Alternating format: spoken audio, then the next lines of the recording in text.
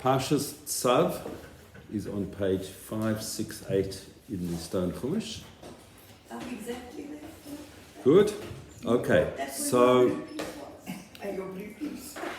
Parshas Tzav is, in many ways, a lot of it is a repetition of what we learned in last week's Parsha in Vayikra.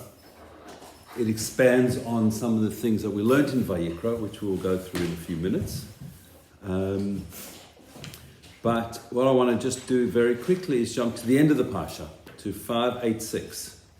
Not a long Parsha. 586, or 587 actually, in the bottom, right at the bottom of 587. You will see that it says there, and at the end of almost every Parsha, there's one that doesn't have it, but it says a few little words. It says, in the Hebrew it says, but it's written in the note at the bottom. There's a note right at the bottom of page 587. You'll see on the right hand side, there's some Hebrew writing. It says, Tzadi Vav Psukim, 96, that means 96 verses. And then it says, Tzav Siman. The sign for this Parsha is Tzav.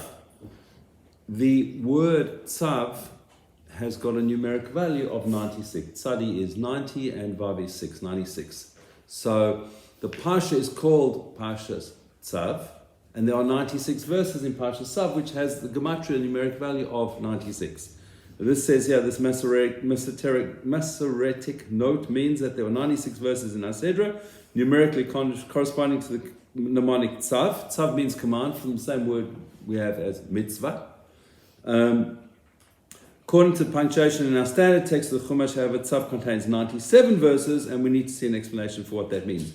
Normally what Art Scroll brings in every one of these is a note from Rabbi David Feinstein. If I go back to Vayikra, it says there are 111 verses. That's Kuf Yud Aleph, that's 111. And it's a siman of Tzadi Yud Vav Hey, and he tells you what that, from Rabbi David Feinstein, what that means. This week it doesn't bring it. But I just thought it was interesting that, just to learn something else about what's in the Chumash. If you go to 580, if you're still there at 586 on the Hebrew side, the end of the Parsha, there's a lot of blank space on this page, but the last line there's two words, Biyad Moshe, through the hand of Moshe, or through Moshe. Then it says Samach Samach Samach, which means we're at the end of the Parsha, and then it says that what we saw in the Hebrew there, Tzav Psukim, Tzav Siman. So you'll see that in most Chumashim at the end of the Parsha. Most people would never even notice it unless you knew it was there. But every Torah portion has almost every Torah portion, there's one that doesn't, has a siman, a sign, to tell us how many verses there are, and it's a mnemonic basically to remind us what's going on in each Parsha. Why doesn't one have it? Because it's more often, it's a good question. The one that doesn't have it a few weeks ago, Vayakol Pekudei, generally those are read together. So that's normally why Pekudei doesn't have it. I just want to see what Art Scroll brings on that one.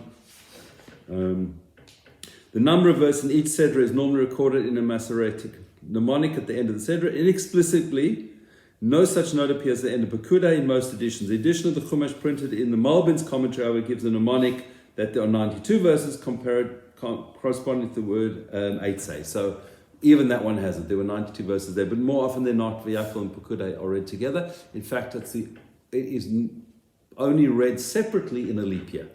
Because in the leap year we've got extra weeks because we've got a whole extra month, we need to read all the Parshas separately. Depends on how Yom Tov falls out in the year.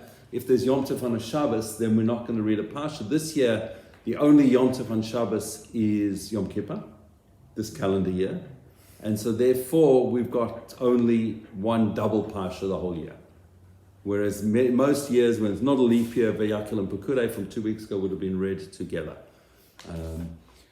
Okay, Parshas Tzav. Vadaber Hashem el Moshe lemor. As most of the commandments come down, Hashem said to Moshe, and as we said many times, when it says lemor, they translate it as saying. It means say over. Say this over to the Jewish people. Hashem commanded Moshe, or spoke to Moshe to say this over to the Jewish people. What did Hashem say to Moshe? Tzav es Aaron ve'es banav. Command Aaron and his children and his sons. It's very, very rare in the Torah that it says command somebody to do something. It says daber, but it's very rare that it says tzav. We will come back to that. Okay, so we learned last week about a korban oila, an elevation offering, and again it brings this is the law of the elevation offering. Command them about the elevation offering. It stays on the altar all night until the morning, and then a kohen who is wearing his linen tunic and his linen breeches on his flesh. It's interesting it says on his flesh. In other words, the kohen was only allowed to wear the 4 garments that a kohen wore. Effectively, they were short pants with a long tunic over them, a belt and a hat. That's all the kohen was allowed to wear. No socks, no shoes. Jerusalem can get pretty cold. They're on a stone floor, but that's what they wore. And that's what it is telling us in the Parsha. On their skin, that's all they should wear. The kohen is going to separate the ashes. He's going to wear Herim es hadeshen asher teichel ha'esh es ha'ola al ha'mizbeach. The kohen shall put on his linen, and he will separate the ash from the fire, that's from what was the fire that was consumed on top of the elevation altar, the big altar that sits outside the holy. So inside the holy we had the small incense altar, we had the menorah, and we had the shulchan, the table. Inside the Holy of Holies in the first temple was the aron with the luchos in it. Second temple that wasn't there, but just outside that building in the courtyard was what we call here the elevation altar, and that's where all the animal sacrifices were brought. So the first mitzvah that the kohen is told about is take ashes from the altar. We'll come back to that. Okay, remove the ash outside to come to a pure place. Okay, then the Torah tells us, bottom page, that ha'esh al hamizbech tukad boy lo sichbe. The fire shall be remaining on the altar; it shall never be extinguished. And there's always a fire on the altar. Even though we're not allowed to bring sacrifices at night, it's learned out to only bring sacrifices during the day. They carried on burning the sacrifices late afternoon through the night, and there was always a fire on the altar. In fact, the kohen who did this Trumas Hadeshen, it was done before dawn. It was dark, and he could only see by the light of the fire on the altar. Okay. Then the Torah talks about, you'll see a gap on 570, 3 lines down. V'zois Toras hamincha hakrev oisa b'nei Aaron nifnei Hashem el p'nei hamizbach. This is the law of the meal offering, a mincha offering. So we daven mincha in the afternoon. The word mincha is actually about a meal offering. We bring a meal offering being of flour, and there's various different types of flour offerings that are brought. And again, I will come back to something about the mincha offering and how it's done. It's done, it just says there, the sons of Aaron bring it in front of the altar. He shall separate from it his 3 fingers full, some of the fine flour of the meal offering, and some of its oil and its frankincense, and the meal that is on the meal offering shall cause it to go up in smoke on the altar for a satisfying aroma. The offerings are about a satisfying aroma for Hashem. Reach nichach laHashem. We spoke about last week the dispute between Rambam and Ramban about why we have offerings. The bottom line of the offerings is that Hashem wants a satisfying aroma, that Hashem wants to make sure that we're doing the right thing, what He wants us to do. Now, we don't bring offerings today. What does Hashem want us to do? When we do what Hashem wants, then Hashem is happy with us. That is what this Reach Nichach Hashem is, satisfying aroma from Hashem. Now, today is Shushan Purim. It's Purim in Yerushalayim. Hence, we're still having Hamantashen. They probably, an hour or 2 ago, finished reading the Megillah in Yerushalayim. And it's a fascinating thing that Purim is this one Yom Tov like no other. Because other Yomim Tovim, we have 2 days. We have 2 days because we don't know exactly when Rosh Chodesh is. When we have a a Beis Din, when there is a proper Jewish court in Yerushalayim, the Sanhedrin, witnesses would come, say they saw the new moon, and then the Beis Din would declare, yep, it's Rosh Chodesh today. Now, every month is, lunar month, is almost 29 and a half days. And so you're going to have new moon today, and then in 29 and a half days, I'll just use the half day as 29 as a half as a whole number, but it's slightly off that. But in 29 and a half days' time, we're going to have the next Rosh Chodesh. So it would be that day or the next day. And so what would happen is there were various ways of telling the people how that the witness had come to the Beis Din, they'd seen the new moon, they interrogate them. There's a whole thing that they go through in Mishnah and Rosh Hashanah discusses how they interrogated the witnesses. Did you see this? How was the moon? Where was it? And did the witness, both witnesses that came, was their testimony the same? Go through a whole procedure. If they are happy that the witnesses saw the new moon, then they would say it's declared, they declare the new moon, and then messengers would go out. And various different times through history, different ways of sending messages out.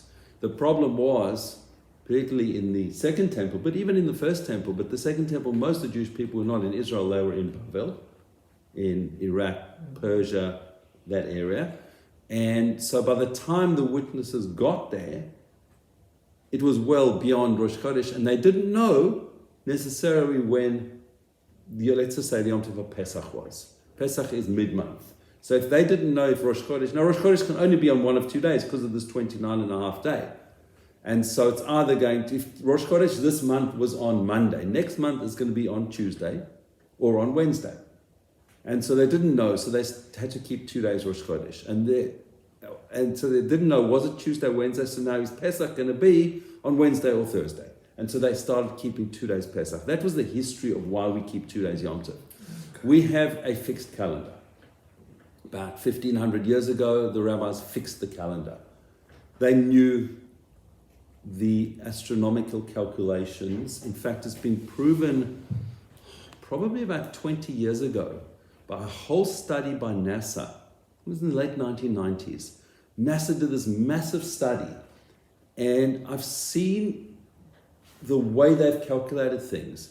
And we go back 1,500 years, and it's to the second almost. It's even less than a second how we knew exactly when the new moon came out, the Noila, the beginning, when the first new moon is seen. Now, when we learn it in the Mishnah and Gemara of Rosh Hashanah, which was several hundred years before this, you can see that the rabbis knew exactly when the new moon actually was. The Torah says that Moshe Rabbeinu is told the first mitzvah given to Jewish people in Egypt was HaChodesh Hazeh Lachem, this shall be for you the new month. Moshe says to Hashem, explain what this means, and Hashem had to show Moshe what the new moon was. That mitzvah of declaring the new moon was given to Moshe to give over to the Beis Din in history. And therefore we have the mitzvah to declare the new moon. We obviously, without a Beis Din, we can't do that, and therefore have to go to a fixed calendar. But it was very, very clear that we knew exactly how the calendar worked. The world was round, long before the Western world figured out that we didn't live in a flat earth. All of these things are very, very clear in the Gemara. You just need to know where to look, and you just need to have a teacher to show you where it is. So we knew exactly when the new moon was, but we needed it to be declared. And so we didn't know out of Jerusalem when the Yom Tovim were, certainly when Pesach and Sukkot were. Now Rosh Hashanah was different because Rosh Hashanah is on the first day of the month. And so therefore everybody kept 2 days of Rosh Hashanah, because if the witnesses came very late in the day, that day was Rosh Hashanah, but then the next day was also. And so again, the Mishnah and the Gemara discusses that. So Jerusalem keep 2 days. Everybody keeps 2 days Rosh Hashanah. But for Purim, which is where we really came from, the Megillah talks about that, and we discussed the story, the timeline of the story of Purim, but essentially decree that Haman brought down was brought down in Nisan, next month. And Esther and Mordechai, that's when they had their 3-day fast. The 3-day fast happened actually over Pesach. The third day was Pesach. And the question is how they were able to fast, because they were there to save the Jewish people. Otherwise, you're not allowed to fast on Yom Tov. And that was the whole climax of the Purim story, where Haman is found out. Haman is hanged on the gallows on Pesach. 11 months later, on the 13th of Adar, the Purim miracle happens, because that's when Haman wanted to destroy the Jewish people. He drew lots. Word Purim comes from the word pur, meaning to draw lots. And so he drew lots. That was the month that he decreed, the month of Adar. He felt that it was a good month for the to destroy the Jewish people, because Moshe Rabbeinu died on the 7th of Adar. He didn't click that Moshe Rabbeinu was also born on the 7th of Adar. And so therefore Purim was going to be in his lots, the outcome of his lots was the Jewish people were going to be destroyed on the 13th of Adar. We were given permission to defend ourselves and attack our enemies. That happened on the 13th of Adar across all 127 provinces of Achashverosh. We killed 75,000 people. And in the city of Shushan, the capital, we killed 500 people plus the 10 sons of Haman. That's what the Megillah brings down. It's brought down in Megillah like that. So we killed 510 people. The 10 sons of Haman were hanged on a tree. Bang, all of them together. And there's several verses in the Megillah that we read out loud before the person reading the Megillah reads them. And the 10 sons of Haman we customarily read out in one breath, because they were all hanged together at once on one tree. So these 510 people were killed on the 13th, and therefore on the 14th we celebrate Purim. That was yesterday. Esther then approached Achashverosh and says, listen, we're not finished with our enemies in Shushan. There's a lot more of them that we need to wipe out to make sure that they can never attack us again. And just ringing very clearly in our times where we're at. Yeah. And so they re-engaged with the people in Shushan on the 14th, killed another 300 people according to Megillah, and therefore we celebrate Purim, called Shushan Purim, today being the 15th of Adar. It's exactly 1 month today till Pesach, 30 days. And in fact, there is a halacha, the first halacha in the Shulchan Aruch about Pesach is 30 days before Pesach, you should start learning the laws of Pesach. So we start in shul this morning. In fact, there's a dispute, what's 30 days before Pesach, yesterday or today? So many people actually at the Purim Surah, at some time on Purim, start learning the halachas of Pesach. And just to remind us that we need to clean up. Gary, did we always have an army? No, better question. Did we have an army in the times of Purim maybe? No. You said we went and destroyed 75,000 yes. people. Where did the Jewish people, the troops come from? The Jewish people themselves, they rose up. We were living in a foreign country. We'd been exiled for 70 years. So were there people in Achashverosh's army? Possibly. But no, there was no army. This was just an uprising of the Jewish people with the permission of Achashverosh. It wasn't like we just, got up and attacked. No, it was a known thing that was going to happen. There were letters sent out that the Jewish people will be able to defend themselves, and we were able to destroy our enemies in those 2 days. And so on Shushan Purim, which is Shushan being the capital, we have a day of Purim. So Purim in Yerushalayim was not yesterday. It's only today. The question is, why Yerushalayim? Surely it should be in Shushan. So we should be running to Persia and celebrating wherever Shushan, the capital, was. Maybe that's what. So we say, well, Shushan was a place where we were we were exiled to. We were in this place as exiles. Yerushalayim is our center. And so what the rabbis did was they said, okay, any city that had a wall in the times of Joshua, 500 years before the Purim miracle, when Joshua came into Israel and conquered Eretz Israel, Any city that had a wall, that city celebrates Shushan Purim on the 15th of Adar. And so therefore, that's why Yerushalayim has it. So the rest of Israel don't. I don't believe that, I'm not sure if there's anywhere else, but there may well be a walled city from that time. But Jerusalem was a walled city. Even though we only conquered Jerusalem several hundred years, nearly 500 years after we went in, because that's when King David conquered Jerusalem, it was a walled city at the time. So that took a long time to conquer. Most of the rest of Israel was conquered within 14 years. The city of Jerusalem was only conquered about nearly 500 years later. Okay, so that is... Now, why did I bring Purim into all of this? Because it's brought down that in the Purim story, Midrash brings down, in the Purim story, when Achashverosh couldn't sleep, and he wakes up in the middle of the night and he asks his helpers, his servants, to please read the book of Chronicles of Persia and Madai to him because he can't sleep. What does a king do when he can't sleep?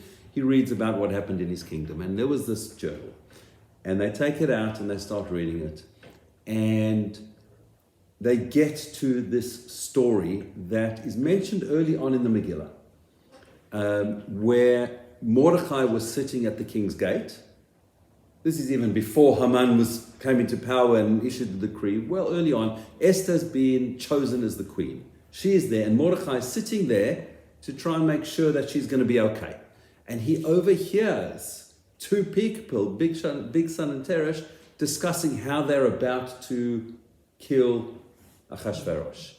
In the Tarshan language, in their language, Mordechai, being on the Sanhedrin, he was one of the elders, the 70 judges on the Sanhedrin. In order to be on the Sanhedrin, you had to understand all 70 languages in the world. The world has 70 root languages, let's call them. Certainly in those days, there were 70 nations from the time of the dispersion in Parshas Noach. There were 70 nations with 70 different languages. To be on the Sanhedrin, you had to understand all 70 languages. In fact, that's where Joseph, going back into his times, had one up on Paro because Paro didn't understand Hebrew. Yosef understood all the languages, he had to, but Paro didn't. And so Yosef always had this thing over him, hang on, I'm better than you kind of thing. And so that was part of the game that Yosef was able to play. But Mordechai overheard this. He reported it got it through to Achashverosh. It got journaled in Achashverosh's official diaries of Paras and Madai. And Achashverosh now can't sleep, and they're reading, and he reads in there, oh, there was this Jewish guy called Mordechai, he saved your life, and he says, what did we reward him with? We didn't. And at that moment, Haman comes in to the palace. This is pre-dawn, it's the middle of the night still. Haman walks in because Haman has now got, he's ready to kill Mordechai that day. And Achashverosh says, who's there? And he says, oh, Haman's here. Oh, what would you do? How would you honor somebody that saved the king, that the king loves, that's a wonderful person? What would you do? And then Haman says, well, I'll dress him in the king's robe and I'll put the king's crown on his head and put him on the king's horse and parade him through town and say, this is how the king would want to honor him. And Achashverosh starts realizing, so this is really what Haman wants. He wants my throne. He says, okay, go out, take Mordechai, put him on the horse. You know Mordechai, that Jew boy that you want to kill? Put him on the horse and parade him around because I need to honor him. And Haman goes out looking for Mordechai. And where does he find Mordechai? Mordechai's giving a shiur. And now, remember where we are. We are 70 years, or nearly 70 years, after the destruction of the temple. Close to that. According to Achashverosh's calculations, as we learned 2 weeks ago, we are beyond the 70 years. The Jews are gone. Now there's a decree out, the Jews are about to be wiped out. There's no question about it. In 11 months' time, the Jews are gone. That's it. End of the Jewish people forever. And Haman's now got to go and parade Mordechai around. Now there's no Jewish people. There's no thought of a temple ever being rebuilt. And Chazal learn out what was Mordechai teaching the rabbis that day. the mitzvah of kmitza. What is the mitzvah of kmitza? That's what our Parsha is telling us. If you look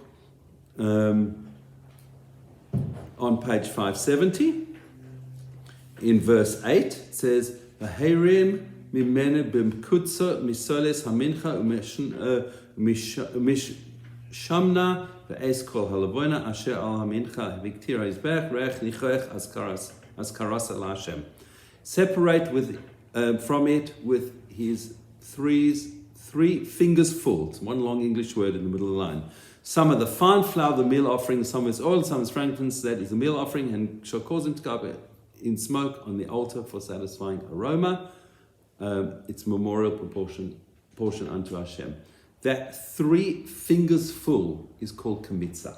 That's what Mordechai was teaching the rabbis, what they need with the Kohanim, what the Kohanim need to do.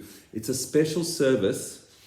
I don't think there's a picture here. No, there's not in this version of the thing. But one of the most difficult services that the Kohanim did on a regular basis, because they had to take their hand through the flour, and they had to have those 3 fingers filled with flour, and they had nothing sticking out on top or bottom, and had to be that was the amount that they had to take, and they had to wipe it off like this. It was very, very difficult service.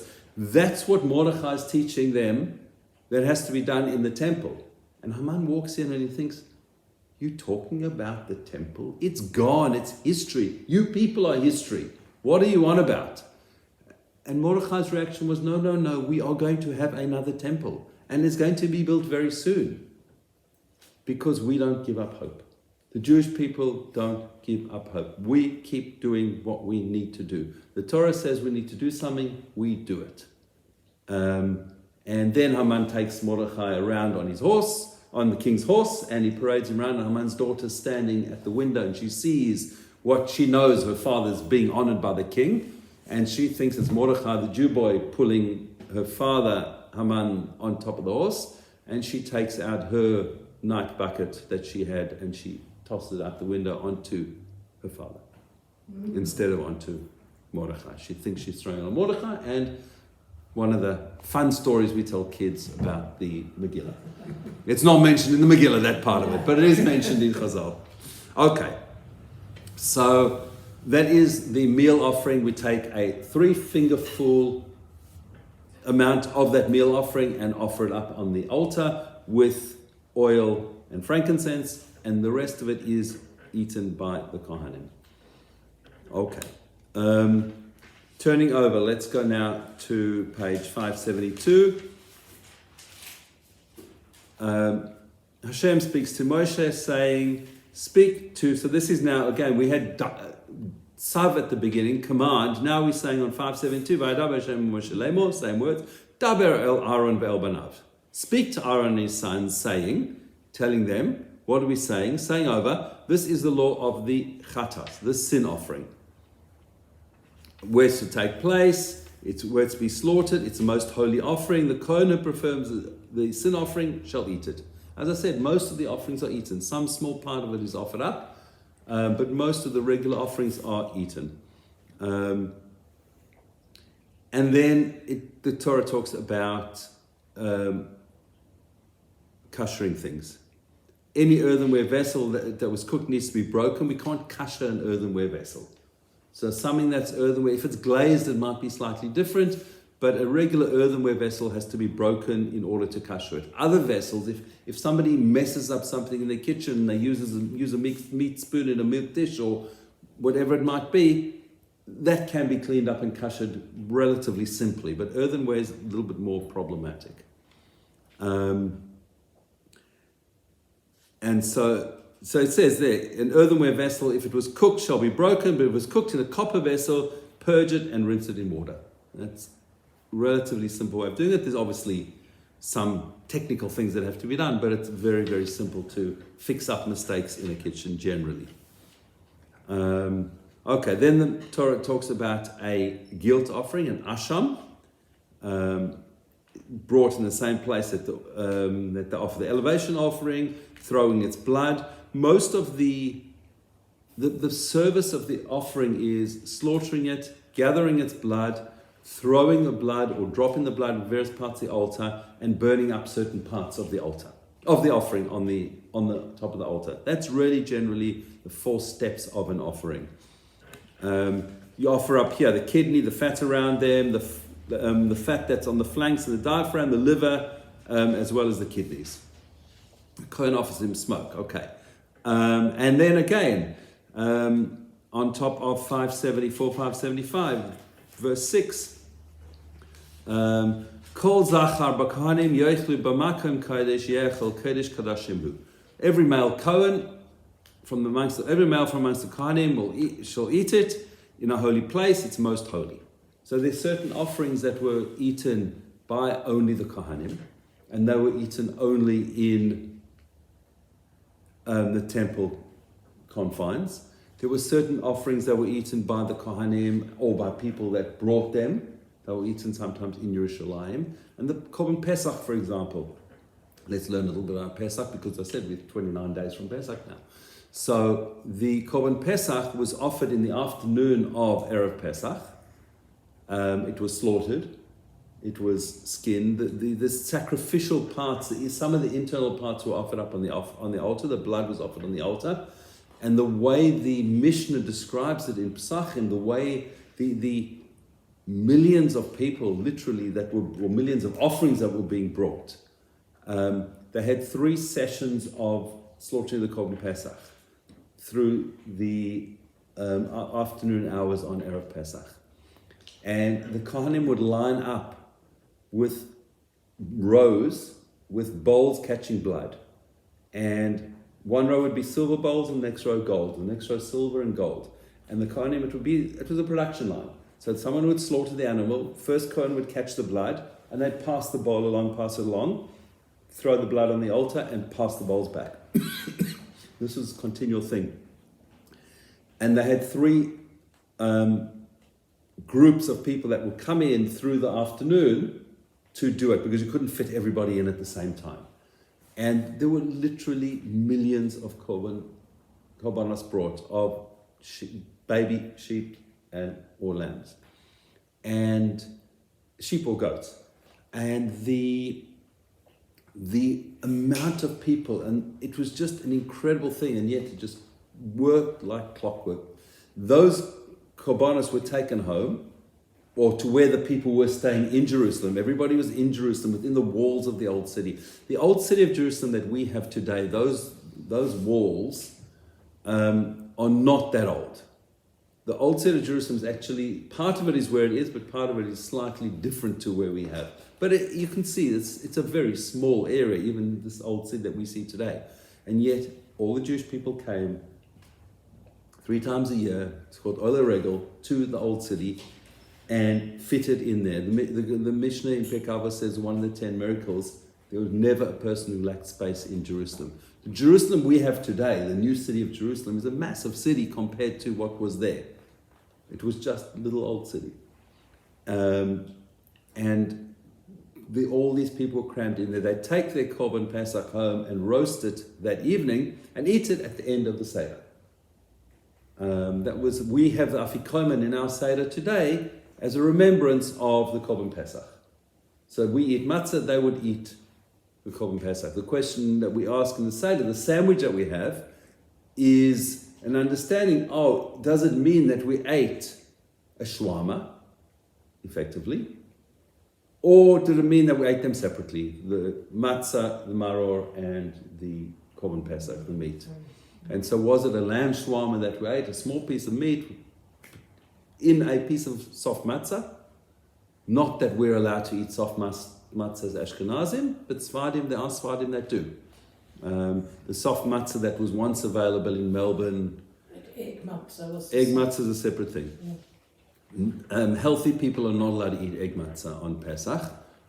If you have a need to eat it, that's a different story. The person needs to ask a rabbi. But the matzah we eat is not necessarily, or probably not, the matzah that was eaten in those early times. And that Sfardim do have that, a laffa bread type of matzah. Okay. Sorry? Nice. Now, interestingly enough, almost every single offering in the temple, all the meal offerings, were not leaven. They were matzah. Some form of matzah. Except for on page 574, you'll see there down there, the Thanksgiving offering. The Korban Toida. So it says there, at Shlishi, verse 11, 12, etc. V'zois toras zevach hashlamim asher yakriv la'Hashem im al toida yakrivenu v'hikriv al zevach hatoida chalos matzos belulas b'shem rikikei matzos mishchim b'shem b'shamim v'soles murbeches chalos belulas b'shamim. And then it carries on. Okay, this is the law of the feast offering that you offer to Hashem. It shall offer it for a Thanksgiving offering. Unleavened loaf mixed with oil, unleavened wafers smeared with oil, loaves of scalded fine flour mixed with oil, with loaves of leavened bread shall you bring his offering. That was the only leavened bread brought in Beis HaMikdash through normal course in the year. Generally, we only had some form of matzah, and they bring there's 3 types of loaves that were brought that were unleavened, and the 4th one was leavened. Now, Thanksgiving offering was brought by a person who went through certain difficult, dangerous situations. Went across the ocean, went across the desert, somebody was released from jail, or somebody who'd recovered from a severe illness. We today bench gomel when we go through those types of things. Question, what do we bench gomel for? So generally, if people fly in a plane today and they fly overseas, most people will bench gomel. But if you fly to Perth, even though you're flying across a desert, certainly Ashkenaz authorities probably would say we don't. Some Sfardim, most Sfardim probably would bench gomel, but that's a different thing. And that's just a bracha we say. What was done in temple times was you would bring an animal and 40 loaves of bread. These 4 different types, 3 unleavened and 1 leavened.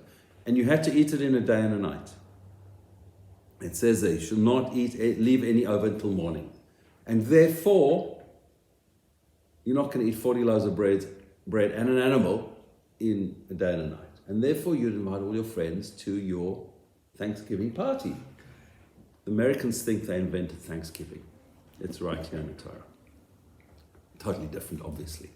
But that was a time where you thanked Hashem for delivering you, saving you from some very dangerous, difficult situation, and you invited your friends and you had a whole party and you all ate that together because you're not allowed to leave over for the morning. Okay, over on page 576, the Torah talks about pigul. Pigul is a rejected offering. Generally, if a Kohen was doing an offering, doing a korban, and he thought in his head, I'm bringing this as a korban toida, when it really was a korban oila. He had the wrong intention. Or it's going to be allowed to be eaten for 2 days and a night, when really it's only allowed to be eaten for a day and a night. His intention was completely wrong. That offering is rejected, and you're not allowed to eat from that offering. It's got some form of negativity, of deficiency, and therefore that offering could not be brought up. So it's really around focusing on what am I actually doing now. I am busy offering a korban toida which needs to be eaten in 1 day and 1 night. Okay, that's a korban toida. If I have the wrong thoughts, then my focus is not right. And so it's teaching us to hone in on what our thinking needs to be, what we do. Think about what we do. Everything in life, whatever we do, don't just do things willy-nilly, haphazard, out of rote. Most of us go through our lives doing things out of rote. And it's a problem we have with davening, because we daven the same thing every single day. There are a few slight differences, but essentially it's the same thing. And we go through it. On Shabbos, we read Parshas Zachor. So the rabbis instituted that once a year we should read Parshas Zachor to remind us that we need to remember to wipe out Amalek, which we spoke about last week. The Amalek in us, the Amalek wherever it is. The rabbis institute that we shouldn't go 12 months a year without remembering that we need to wipe out Amalek. Effectively, we can say, get that mitzvah every single day. And in most Sidurim, after Shachri service, there's a list of remembrances that we should say. So generally the Ashkenaz list is 6 remembrances. Some people have 4, some people have 10. They're all verses in the Torah. One of them is to remember that we need to wipe out Amalek. Now, I do say that every single day. Or at least I certainly try to. On the odd occasion, if I forget, okay, but I say that. I go through it every morning. This morning, 3 days after I've said it, the actual Parsha of Amalek, I went through it this morning and I wrote, bang, bang, bang, just saying it. Did I just say that? Okay.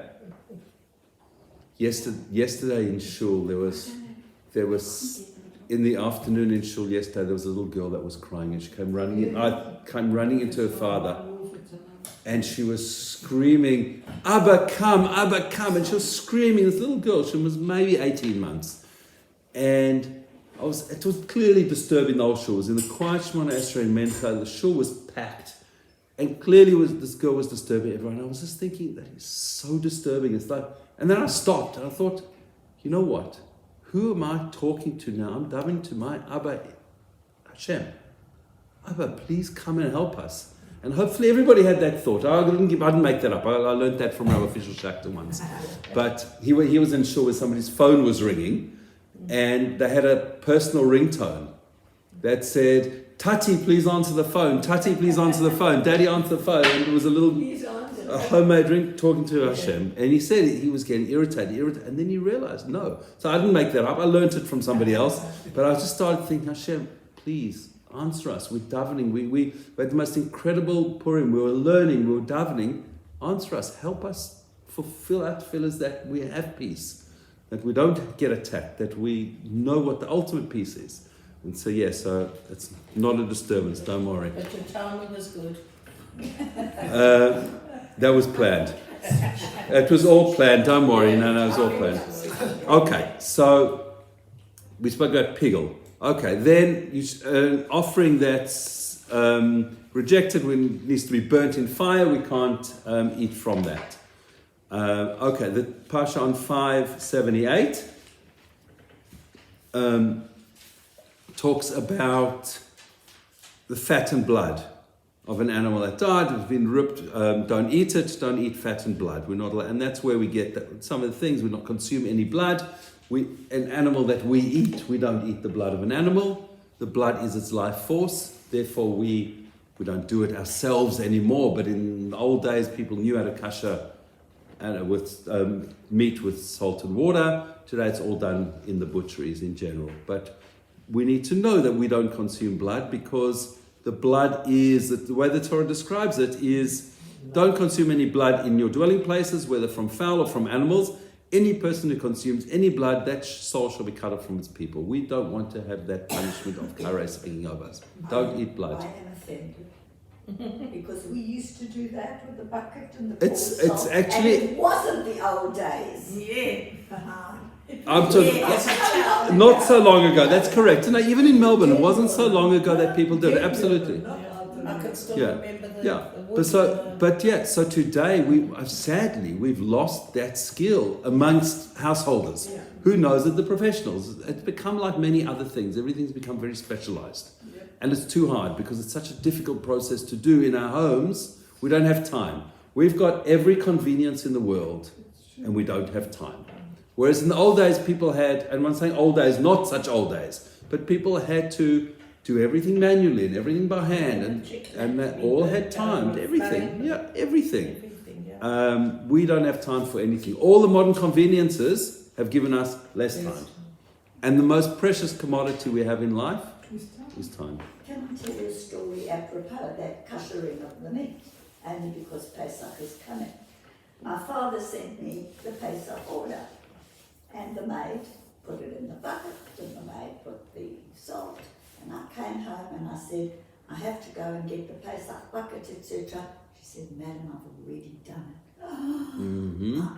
With a chometz bucket. Well, I was beside myself. I phoned my father, he said, Kosher is gone, I don't have anything for you. Phone Rabbi Altula. see what he has to say about it. So I phone Rabbi Altala and I tell him my very sad story. He said, I'll ring you back. He rings me back half an hour later and he says, is the bucket used for anything else? I said, definitely not. He says, all I'm telling you is, eat it, gesundheit, have a good yontif. And Good. I thought, you've really made me a lot of hearts. My father will be happy and I'll kill the maid after you. The trick is that, next time you know, don't use that bucket. But if you do it in those circumstances, It was a long, and long that time ago. in many ways, there was kind of similar message to what I said at the beginning about kashering things. Yeah. You know, we think there's disaster when something happens. There's often, sometimes it's not, but there's often a way out. The difference between a rabbi who's really good and a good rabbi is a rabbi who's really good knows when to get out of it, how to get out of a situation, whatever the situation might be.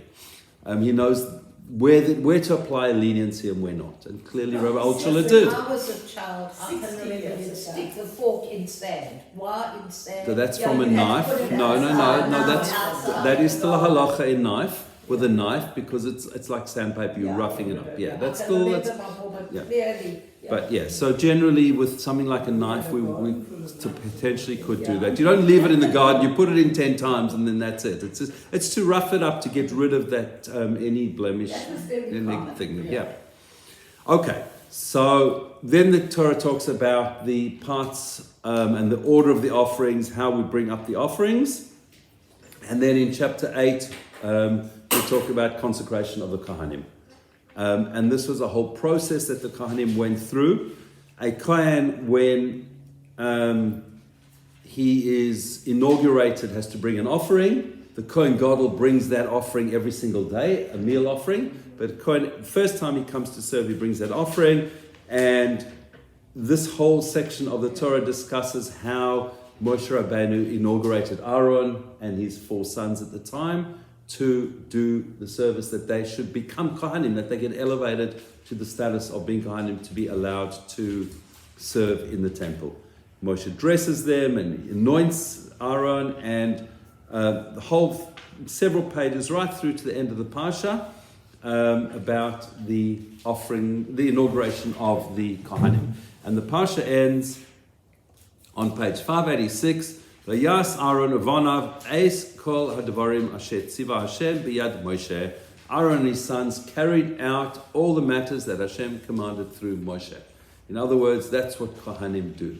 Kohanim are known as Zrizim. We are alacritous. We do things the way we're supposed to. We just go ahead and do things. It sometimes is a bit of our downfall. And one of the things that talks about is the Trumash Hadeshen, the gathering of the ashes on the altar. They used to, in the early days in the Beis HaMikdash, it talks about how the Kohanim, whoever got there, they had a foot race up the altar. And one time another Kohen wanted to win the race, he might have bumped the other guy off and he broke his leg. And so they changed it up to a lottery. And from then on, in the Mishnah, it describes how the Kohanim did lotteries. They would put out a finger, and they'd stand in a big circle, and each one would be told, put out one finger, and the person who was in charge of giving out the different services for the day would say to one of the Kohanim, he'd work out how many Kohanim were there, give me a number that's more than all the people here. So there were 50 Kohanim there, so the guy would say 63, and he'd count 63 from that guy, and he'd go round and round, each counting fingers, because we don't count people like we learned a few weeks ago. And when he got to 63, that person got the right to perform the service of Trumas Hadeshen. Now, Trumas Hadeshen was the one service that a person was only allowed to perform once in their entire life. Similar to a person is not allowed to be a sandek for a baby at a bris for the same parents more than once. Oh, really? Yeah. So you can be a sandek 1,000 times, but if a person has been a sandek for those parents, they can't be for the second, third child. You can do that. 2 different children, two different people do it. You have 2 Sundays. Yeah, 2 brisim, yeah. Oh, Interesting. Yes. That's So interesting, the- because we didn't get to that. boys. No, we didn't That's generally what is done. So the question is, why? What is the whole thing of this Trumas Hadeshin, and why is it so important? It's the first service of the day, and Rashi brings the beginning of the Parsha. Why does the Parsha start with the word Tzav? Command the Jewish people. It's a mitzvah that they have to do this. As we learned in the Parsha, most of the things that are done, the Kohanim benefit from them. The daily korban, the Kohanim would get the hide. Even the burnt offerings, any burnt offerings, they would still get the hide of the offering. They would be able to eat of the offerings. They were getting food. They were getting some form of benefit from everything that happened. Trumas Hadeshin, all it was they had to wash their hands and feet in the kior, which was just on the side. They would get this shovel, go up on the altar, take out some ashes, come down and put it on a designated place next to the altar. That was the whole process. That's all it was. And this was one of the benefits, or the benefit of that was that there was nothing available in terms of that they got physically straight away. But there was definitely a chance or a promise that they would get wealthy from doing Trumas Hadeshin. Therefore, everybody wanted to do it. Even though it was not a given, because what does wealth mean? I know some people who are monetarily what we would call poor. But in life, they are as wealthy as it comes because they recognize the value of life. You go to certain major, like Gedolim's houses, and there's no ways anybody living in Melbourne Jewish community would feel comfortable living in a home like that. And yet these people are the happiest people in the world. And their families are the happiest families in the world. They've got nothing. They've got a meal. What do they eat? Rav Aaron Leib Steinman used to eat a half a potato and a glass of water, or a cup of warm tea. That was his meal, day in, day out. He had a bed and he had a table. My father and my mother would have told you that very thing. Yeah. There was no food. But were they happy? But in our times I'm not talking 70, 80 years ago. I'm talking in our times, in 2024. It's very, very rare. But one of the things that the Kohen was promised, potentially would get from Trumas Hadeshin was this wealth that they might get. But we can't do that today, obviously. We can't do any of this. So where the Torah is telling us, Tzav es Aaron Bespanav, command Aaron and his sons, the only thing we can do is by learning about it. And the Chofetz Chaim brings that anything we learn about, it's as if we have done it, because if it's not available to do it, you can't do it. Now, obviously, if it's available and I learn about it and I don't do it, I've learned something, but I haven't done anything. I need to actually do something about it. Now, if it's not available to me, but it's in the Torah, and the whole of Vayikra essentially is not available to us, and yet Parshas Vayikra, last week's Parsha, in traditional Torah schools, that's what the kids learn as a 5-6-year-old. The first Parsha they learn is Vayikra, knowing that that's what we need to do. Then they go back to Lech Lecha and Avram Avinu and the early parts of Genesis, but they learn Parshas Vayikra. Because these Parshas, we can't do anything about. But we need to know that they're a mitzvah from Hashem. That's something that we need to look forward to. Just like Mordechai was teaching the people about Kamitzah, even though there was no temple. And as far as everyone was concerned, it's the end of the Jews. We need to know that Hashem is going to send Mashiach. He is going to rebuild the Beis HaMikdash. And we are going to do these services once again. In what form, how we do it, we'll leave it till, please God, tomorrow morning when Hashem sends Mashiach. Amen.